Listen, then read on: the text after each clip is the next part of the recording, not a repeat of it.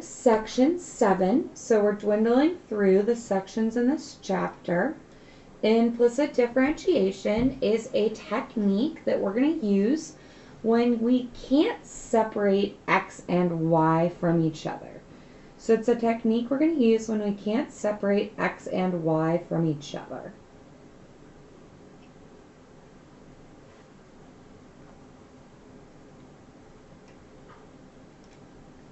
So there's two terminologies that we use with this type of function.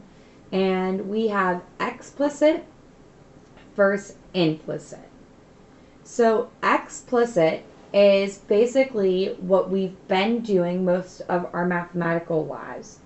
We've been looking at explicit functions, or functions in which we can solve for y. Today, and in calc for this year, we're going to talk about a new type of function called implicit.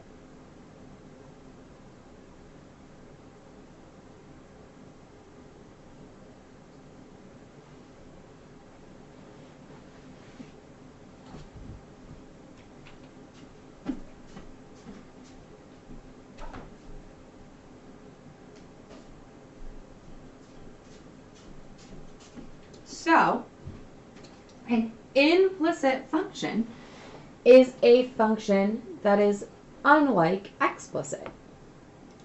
So an implicit function cannot be written as a single variable. So it cannot be written as a single variable, which means we need a new technique for finding the derivative.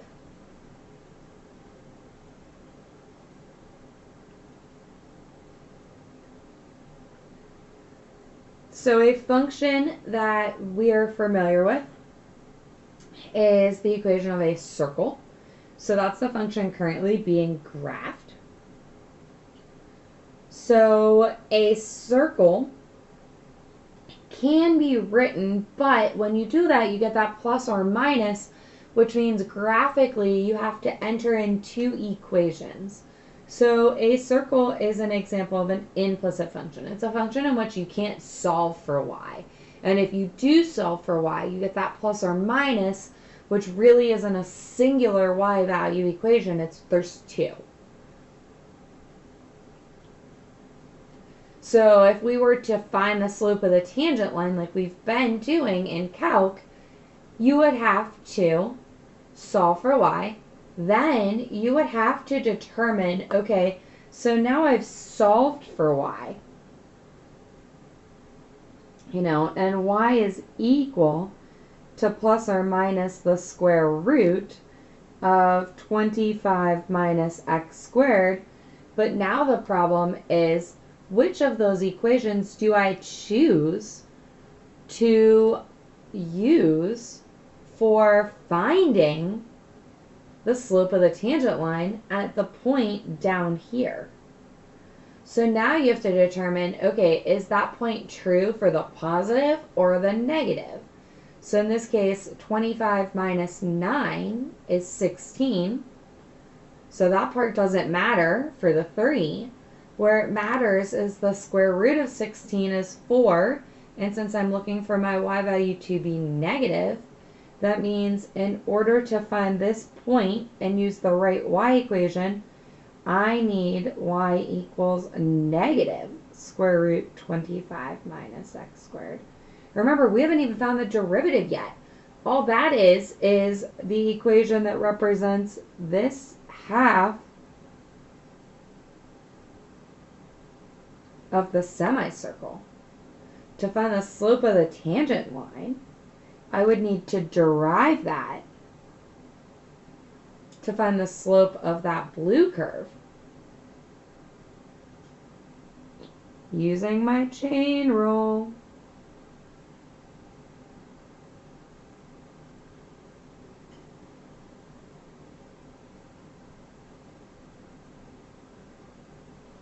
So you'd have negative 1/2, 25 minus x squared to the negative 1/2 times negative 2x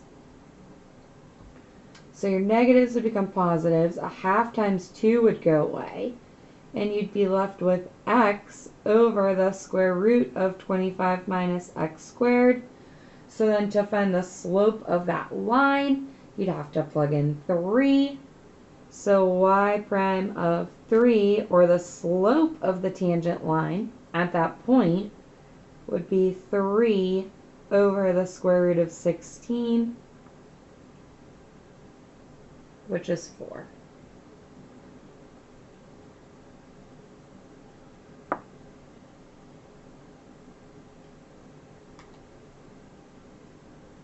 So that one's not a terrible example of an explicit, but you see how you can't get a singular answer here. You really have to work for kind of finding what you're looking for. Let's move that.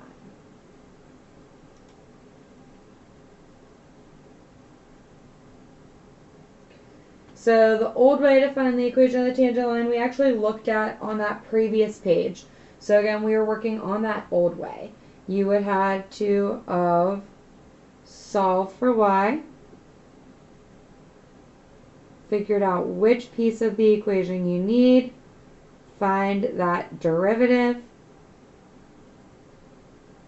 and then plug in your slope point, and then use y minus a minus 4 equals 3/4 x minus 3. So again, that's our old way. Solve for y, figure out what part of the y equation you need, derive it,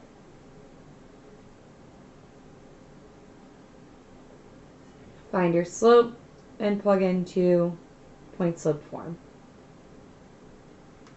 Let's talk about the new way. So the new way says we are still differentiating with respect to x. So when an equation cannot be solved for y, we call it implicit. The technique for finding the derivative is called implicit differentiation. Super creative mathematicians in this case. But again, we kind of like that. It makes sense since it's an implicit function. We're going to implicitly derive it. So that should help you remember what we're using. So we must differentiate these functions with respect to x. So we talked a lot about notation when we started calculus. And we talked about the fact that the d on top meant take the derivative. And the dx on bottom means you're taking the derivative with respect to x. So when we talked about the chain rule, we even looked at some notation where we talked about a function f, and then we had the inside function g, and we talked about it being to the variable u. So f prime, which was our old way, or dy dx, then became dy du times du dx. And then as we worked through it, we saw that eventually the dy's and the dx's stayed our primary and the du's canceled out. So we're also going to just talk a little bit about old versus new. So our old notation was y prime, or dy dx. We're going to use dy dx a ton still. And then we're going to talk about that, a new notation, which is dx dx. So dx dx is going to come when you take the derivative of x. And technically it's been there this whole time we've been taking derivatives, but we haven't needed it because if you think about dx dx, well, it's just 1. It's like saying 3/3 or 4/4. So the same thing on top of itself in math represents a 1. So we haven't necessarily needed this tool because it's been unnecessary up to this point. So we have this example, x cubed plus y cubed equals 6xy. As hard as you try, you could try a million different ways. You cannot solve this equation for y. As hard as you try, in as many ways as you want, you will not be able to solve this equation for y. It's not possible. So bring on implicit differentiation.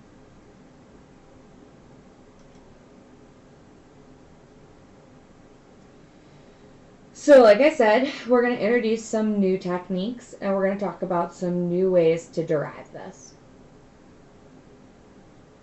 So up to this point, when you took the derivative of x, we took the derivative of x. We didn't think too much about it because our technique told us use the power rule, product rule, etc. So we're going to still follow that same rule. The derivative of x cubed hasn't changed. It's still 3x squared. And when we take the derivative of x, what we're doing is taking the derivative of x with respect to x. So it's alright to say, technically we've been putting this dx behind every problem. We just haven't focused on it because it's the number 1. We're only going to focus on it for like a couple examples because again, it doesn't need to be there, but it helps you to understand the technique and the idea behind what we're doing today. The derivative of y cubed then, following our power rule, would be 3y squared also. Here's where technique and notation come into play. The derivative is dy dx. So the derivative of y with respect to x. So you have 3x squared dx, which becomes 1, plus 3y squared dy dx equals, and now this is a product rule. So you have the first, which is 6x, times derivative of the second. So it's the first times derivative of the second. So the derivative of y, we've been doing this whole time, the derivative of y is dy dx. So every time you actually did a math problem and you're finding your derivative and we said y equals da-da-da, and then you got y prime or dy dx equals, technically you were doing a variation of implicit. You were getting that dy dx. So it's first times derivative of the second plus the second, which is y, times derivative of the first. So the derivative of 6x is 6. And technically dx dx, which we know again, dx dx is 1. Take a minute, let that digest, look at everything we've said, and if you have questions before I move on to the next line, please ask.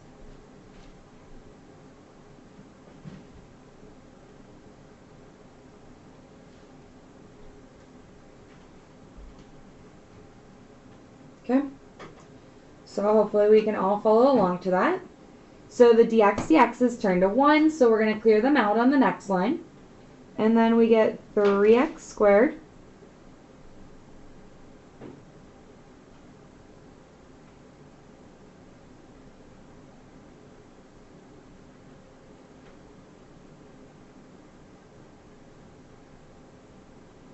plus 3y squared dy dx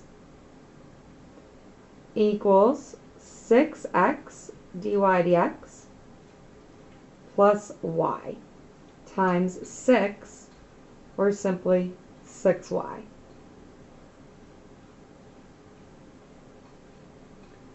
So now what we're going to do is get the dy dx's on the left and the other parts of the equation on the right.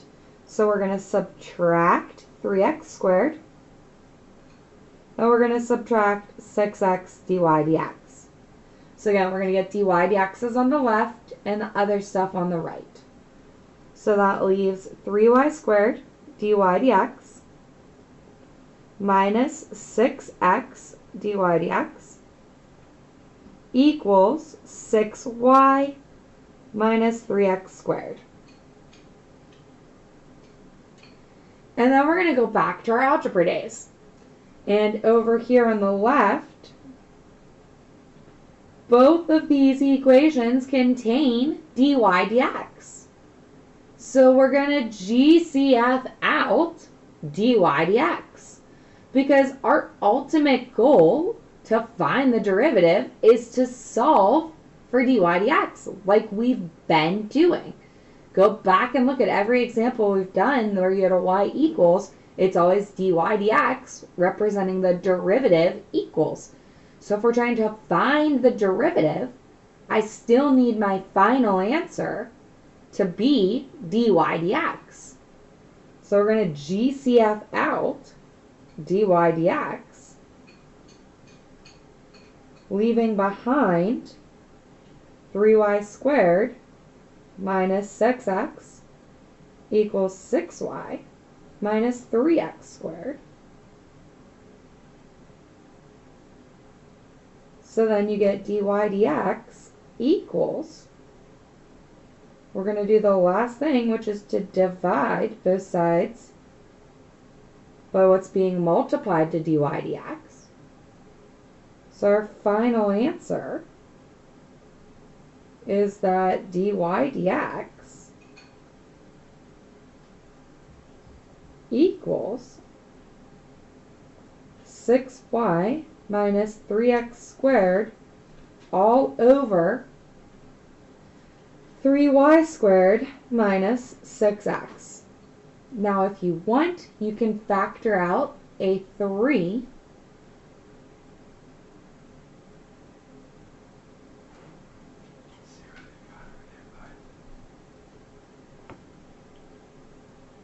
and that leaves you with 2y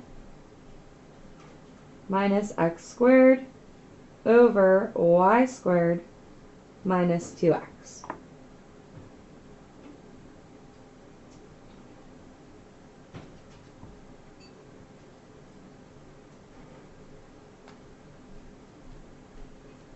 Okay?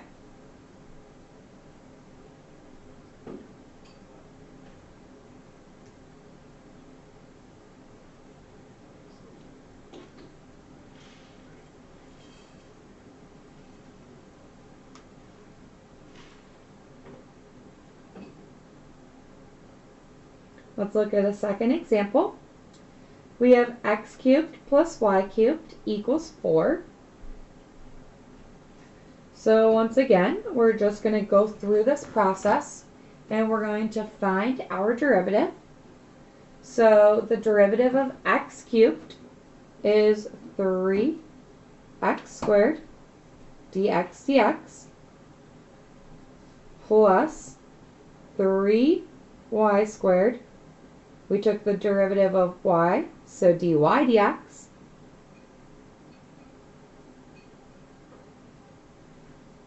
equals, the derivative of a constant is still 0. The derivative of a constant is still 0. So we have 3x squared dx dx plus 3y squared dy dx equals 0. Dx dx's go away because they turn to 1. So again, we're going to solve for dy dx. So I'm going to subtract 3x squared over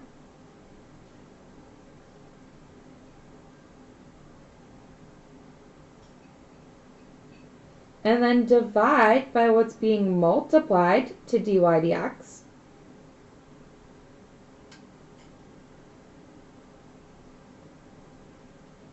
so that I have dy dx equals, now a negative 3 over a positive 3 becomes a negative x squared over y squared.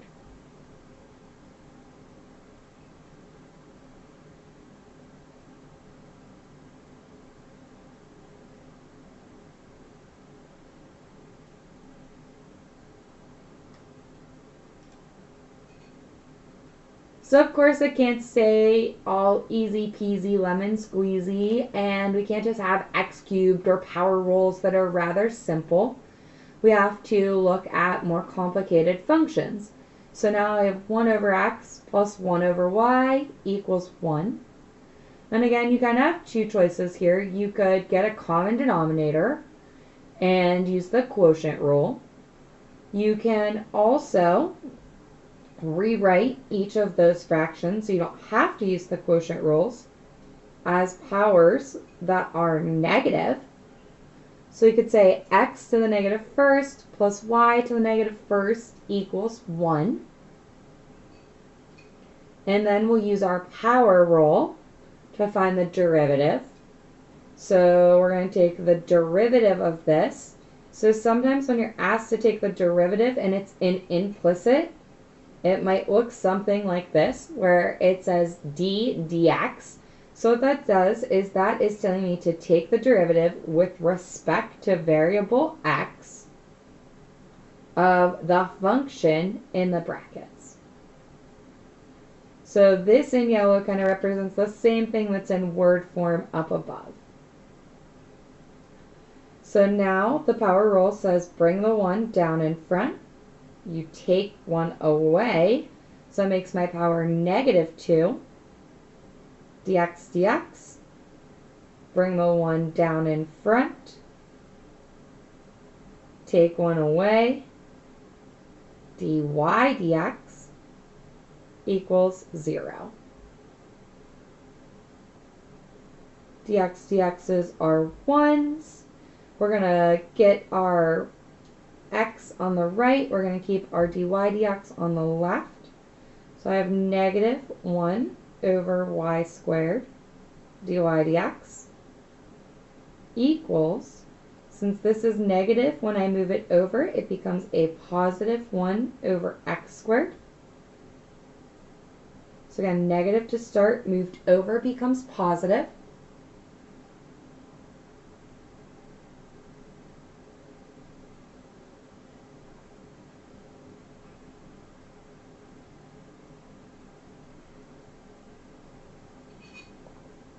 And now to get dy dx alone, I need to multiply by a negative y squared. So the negative times the negative will turn that to a positive. The y squared times the 1 over y cubed squared will cancel. So I get dy dx equals negative y squared over x squared.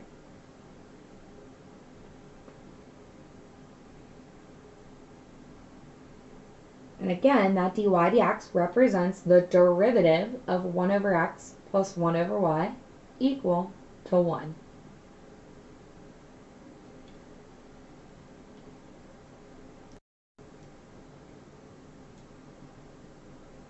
So let's take it one step further. At this point, we've used our rules just to find the derivative. But we know in calculus it's never just about finding the derivative.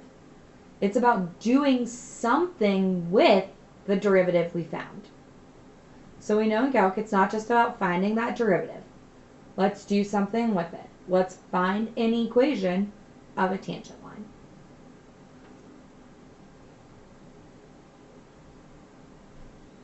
So we have x squared, so its derivative is 2x dx dx plus a product rule with x times y, so it's first times derivative of the second, so derivative of y is dy dx plus the second, which is y, times derivative of the first. So the derivative of x is 1 dx dx.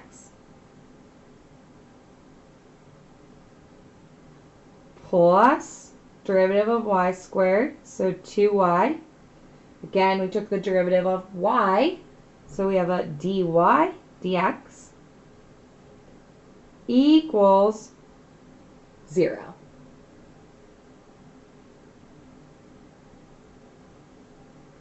So we're going to turn all those dx dx's to 1. We're going to keep dy dx on the left. We're going to move the other stuff to the right. So that means we're going to subtract over 2x and y. So that leaves x dy dx plus 2y dy dx equals negative 2x negative y.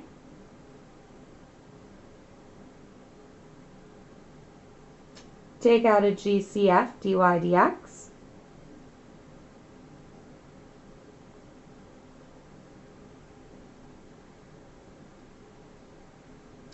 Subtracting over here, put all those negatives. You could bring out a -1 if you don't like that.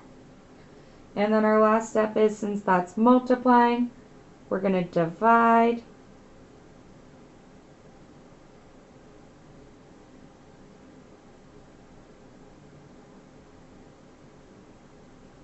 So we get dy dx equals negative 2x minus y over x plus 2y. And then this is where that notation we started to introduce with the chain rule is so important. So that's my derivative. That represents the slope of the tangent line in general for any x or y's. Now what we're going to do to find the equation of the tangent line is find the slope of the tangent line at the point 1, 1. So we're going to find dy dx at 1, 1 by plugging in a 1 for every x and every y.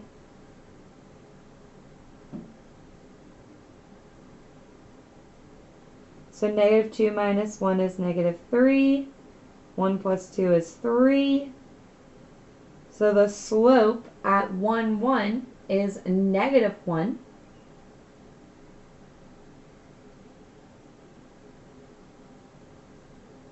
So it says find the equation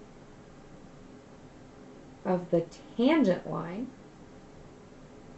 So in order to do that, we're going to take y minus 1 equals negative 1 x minus 1. And that represents the equation of the tangent line to the curve x squared plus xy plus y squared equals 3 at the point 1, 1.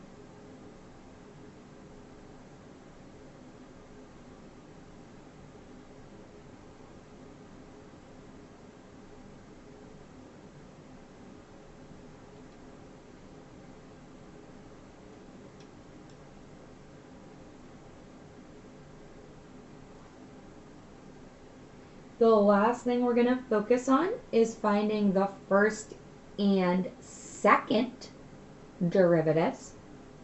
So we're going to find the first and second derivatives. So to find the first derivative, our rule stays the same. We take the derivative of x to the fourth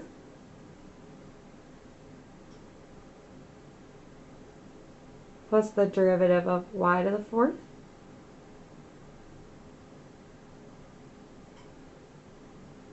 equal to the derivative of 16. We're going to solve for dy dx.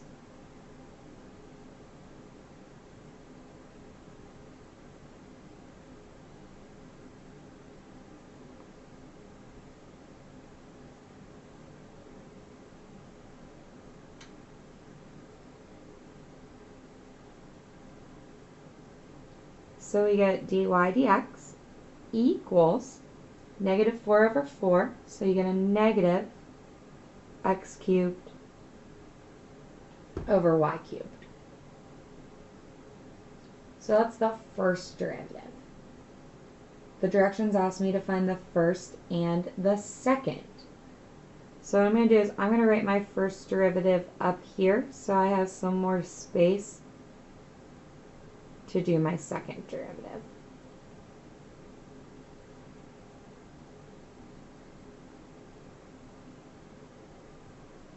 Because now for a second derivative we have to use the quotient rule.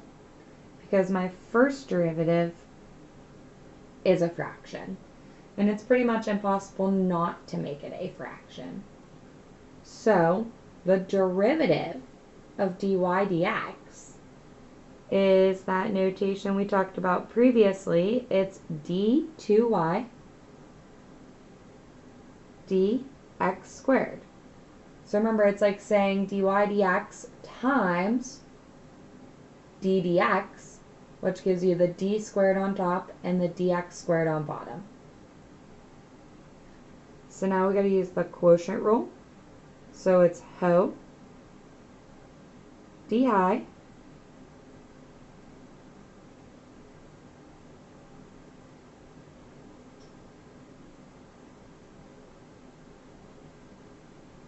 minus pi d ho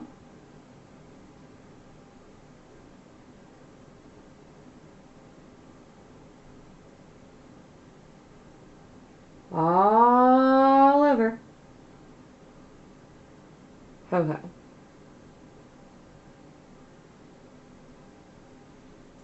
So ho di minus pi d ho all over ho ho. So dx dx becomes 1. There's only one of them. Let's clean this up.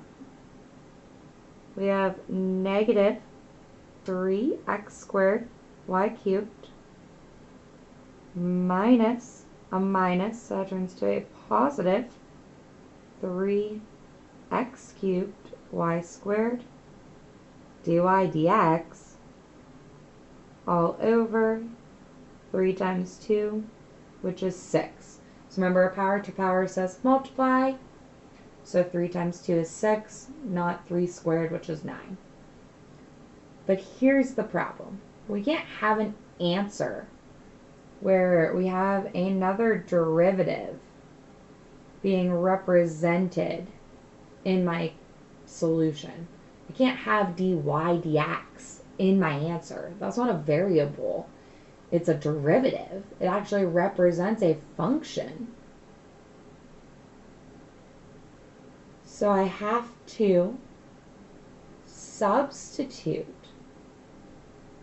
dy dx from the previous part of the problem in. So we're going to replace dy dx with its derivative, or its values, which is negative x cubed y cubed. So we're going to replace dy dx with itself.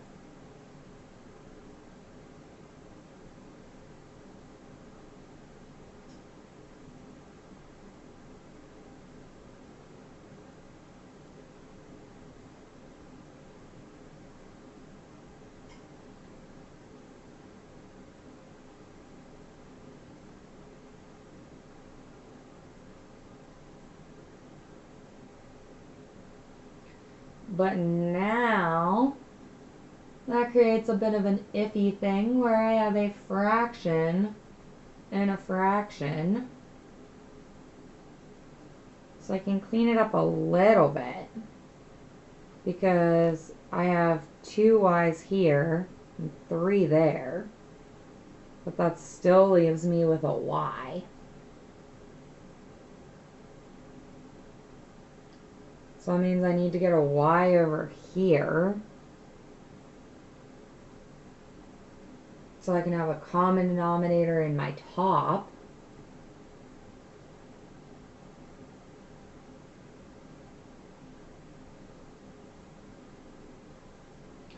This now becomes a negative again, so you get negative 3.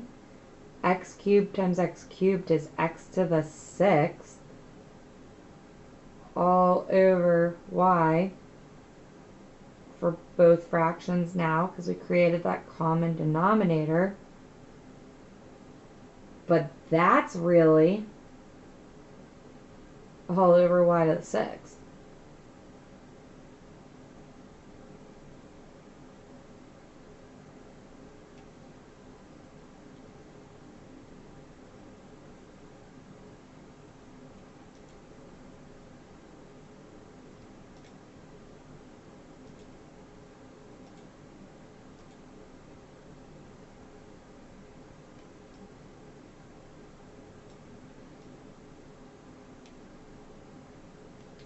So, just going to give myself some more board space.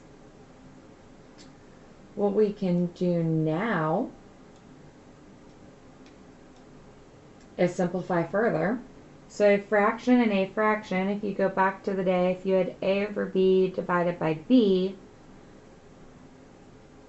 you would multiply by the reciprocal of your denominator, which meant that the denominator grouped together. So it's kind of like when we had our fraction and fractions with the limits and h was down below, the h down below always joined the denominator up above. So this is going to become negative 3x squared y to the 4th minus 3x to the 6th all over y to the 7.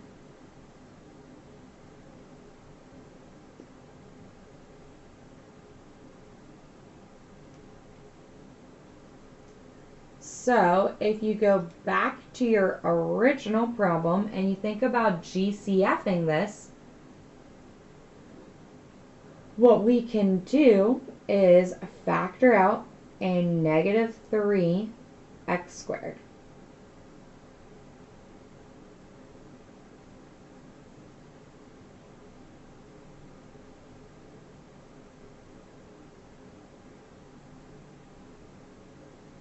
So we're going all the way up here. That leaves you with y to the 4th plus, took out a negative, x to the 4th all over y to the 7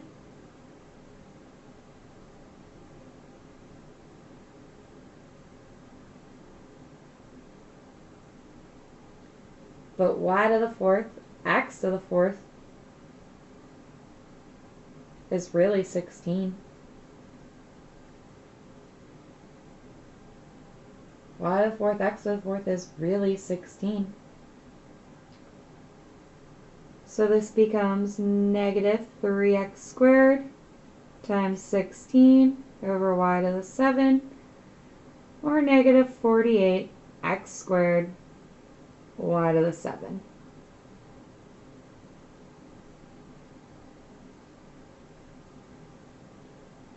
That is d2y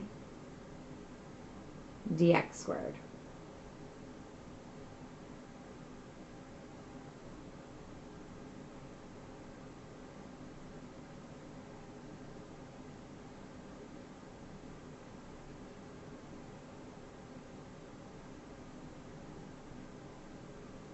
Okay?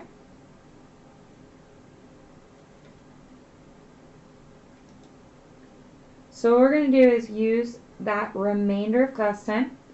You're going to work on some textbook problems as well as some review problems from the worksheet that is attached there. So you're going to do the textbook problems listed on the screen. And then I want you also to do on the 3.7 implicit packet, I want you to do the first page. So on that 3.7, actually do the odds. I like odds better. So you're doing the textbook problems and then the odds from the 3.7 worksheet.